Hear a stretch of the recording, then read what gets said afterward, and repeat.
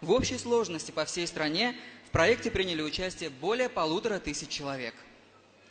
اشتراکچی دیگری لایحه علیشیر مراد ساکن شهر دوشنبه در مکتب موسیقی تحصیل کرده نواختن نی و سینتزاتور را خوب آموخته است.